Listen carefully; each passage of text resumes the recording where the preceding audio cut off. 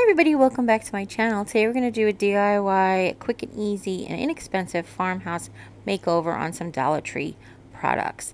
We're going to use these Dollar Tree sort of farmhousey frames as well as this cute little cactus art. It came in 4 different designs.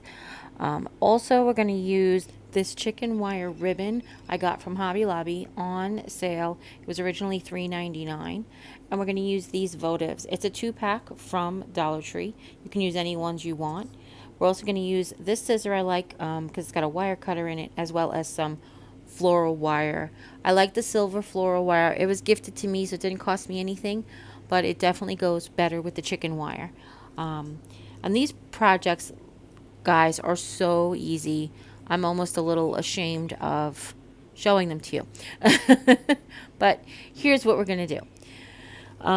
The first thing is when I hauled, and I don't know if you guys all watch the hauls, but when I hauled those cute little cactus things, I was like, oh, it's going to be so easy to pop the cactuses out if I just stick something in there and pry it up. Well, it didn't even need to do that. If you watched the haul, they just popped right out. And then when I happened to have these picture frames that I bought at the same time, I compared it to the width, and I was like, oh my goodness, they fit almost perfectly. Now I will tell you, I'm going to show you 2 methods, because not all of the grooves on the art is the same size, and not all the picture frames, I'm sure, from the factory are the same size. But I knew that the blue one was a lot thinner. The blue picture frame was a lot thinner than this one. So this one I kind of had to really slowly slide in from the side, push it down. And this one I'm holding in landscape. I've basically, it's exactly the same width as that piece of art. So it's almost like it was meant to be, guys. I swear. It's really weird. Then you go ahead and put whatever picture you want in it. You can use any of the cute art things from the Dollar Tree. You can cut them down. You can have any kind of printables. I'm putting the picture of me and Jim that we took at at the Hoover Dam, because I kind of feel like that's one of the adventures we went on since we've been married. And this one is this picture frame has a little this saying, excuse me, has a little saying about life being an adventure. And if you notice, they stand up perfectly when the picture frame fits in there snugly. So now I'll show you this with the blue frame. With the blue frame, I noticed that there was some wiggle room.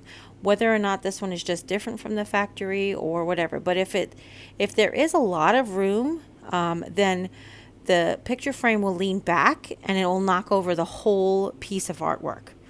So you want to make sure that it fits in there snugly. And how are we going to do that?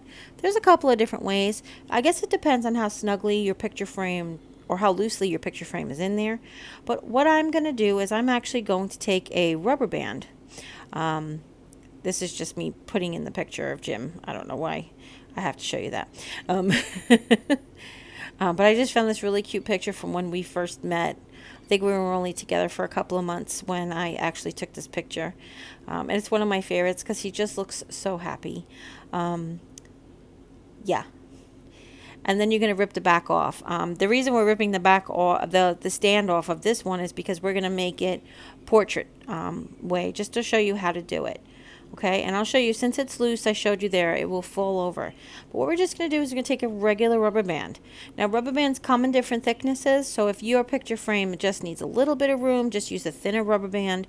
You might also be able to stick a piece of paper back there, or a folded up piece of paper. Depends on how much space you have to make up. The thing is, though, you definitely want the picture frame to be snug and up straight. The reason you want that is so it won't fall over. So you see, once I wrapped the bottom edge in the rubber band, I just slid it in just like the other one, adjusted it right where I want it, just keep sliding it. You do want it to be in there snugly, like I said, so it doesn't tip over. And then just make it even. And this one says grateful and blessed, or thankful and grateful, which I am for him, absolutely. And here they are, just the 2 of them as picture frames, and just straight out of picture frame and wood thing. But we're going to doll them up a little bit later to add more money, but it will also add more fun. All right, so this wire edged, this chicken wire ribbon, excuse me, I got at Hobby Lobby, and I knew that I wanted to do some things for you guys with it. It was originally $3.99, so even if you had to pay full price, it's really a good deal. You do get a lot of length on here. I feel like it said it was 15 feet, but I don't know. It might have been 5 yards. I'll have to look at the tag for you guys again. But it's so nice because it's got finished edge on the top and the bottom, and it's so easily cut with just a really nice pair of scissors. But what I wanted to do with it first is I wanted to cover these candle cups. This is something that I had seen in really 3 different magazines. I feel like I saw them at Hobby Lobby and LTD Commodities as well as Country Door. And they were just teacups, like tea light cups wrapped in chicken wire. I mean, that was the extent.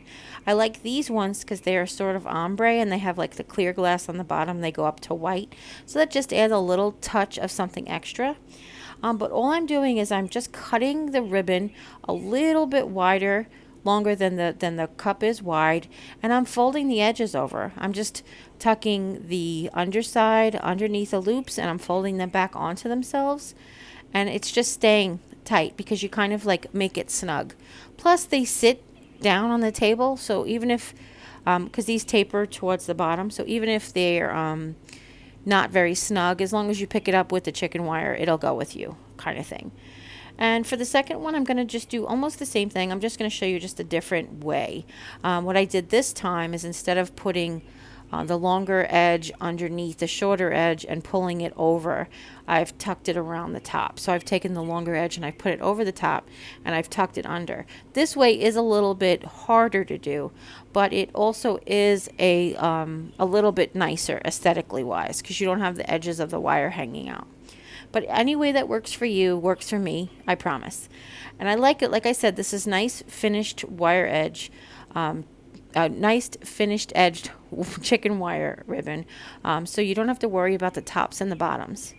And they're really, really cute. I'm telling you, I can't believe it took me all of 10 minutes and I guess not even $2 because both candle cups were $1. Okay.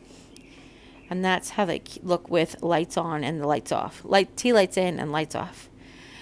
Now we're going to take another section of this chicken wire. Now, I will tell you that this basket we're about to make can be 100% customized as long as it's not as wider than the ribbon is. Okay? Basically, I have this salt and pepper shaker that look like milk bottles. I got them at the 99-cent only store in the spring. In the beginning of the spring, and I have them in a box. Now the 99-cent only store plastic boxes for the salt and pepper shakers are very similar to the plastic boxes that you get for salt and pepper shakers at the Dollar Tree. I'm leaving them in their box to create this so that I can get nice sharp corners. Okay, and what I've done is I've laid the chicken wire out flat and I've cut a piece a little bit longer than the bottom of the box is wide. And now I'm taking a second piece and I'm wrapping it around the entire width of the box with a little extra length, a little extra length to fold over that seal at the end. And now, like I showed you, like I mentioned before, I left them in the box to get nice crisp corners. I was mindful of where I laid the chicken wire across the front so that the corners would kind of be lined up with how I wanted it to land on the chicken wire. So basically, I left the corners in the open spaces. It's sort of like a twisty wire, an open space, a twisty wire, an open space. That's where I wanted the corners to land. And then I just pinched them tight with my fingers, pulled it off, closed it up just like we did with the candle cup. And then I'm taking the base, and I noticed that the base is a little wider than the opening for the basket. So all I'm doing is I'm actually stretching the chicken wire by squeezing it together. So I'm making it a little longer as well as a little narrower, and we just wanted to just fill in that space. Once we have that the way we want it, we want to take the piece of bottom, I guess that's the best way to call it, and I'm holding it against the box. I'm going to put it against the box so I can fold the sides. Since I made the frame the width, the perfect circumference of the box, even though it's not circumference, the outside area, then I know that if I use the box to make the base, then it'll fit perfectly. So what I did was I took the the bottom piece, folded the edges over so that I can line the edges up, folded the edges down so they were nice and flat, and then I laid it across the frame for the sides. Now I'm going to take that silver wire, that floral wire that was gifted to me, again, thank you, Marion. Then I'm going to use that to sew the bottom on to the sides. It's really very simple. You don't have to have any sewing skills, I promise. You just take one end and twist it off onto some place that's going to be out of the way. I like to twist the raw edge inside the basket so you don't stick it with your fingers when you go to move it. And then just take the wire and just go in and out, wherever you can. It doesn't have to be super tight. These salt and pepper shakers aren't very heavy. However, if you do make a bigger one of these for a different sort of, maybe you wanted to make it bigger to do mason jars and they're a little heavier, then by all means go ahead and reinforce the sides with extra wire. That may really do the thing, like really make a difference, okay? So I'm just going around all four sides. I actually ended up having to cut a second piece, which is fine. Just do as you need, and then you're just going to go in and out and in and out. This is funny because this is kind of like easy sewing skills, you know. This is a good way to practice your sewing skills. Let's see. Oh yes, so I was thinking originally about making this a very, very long basket to organize stuff.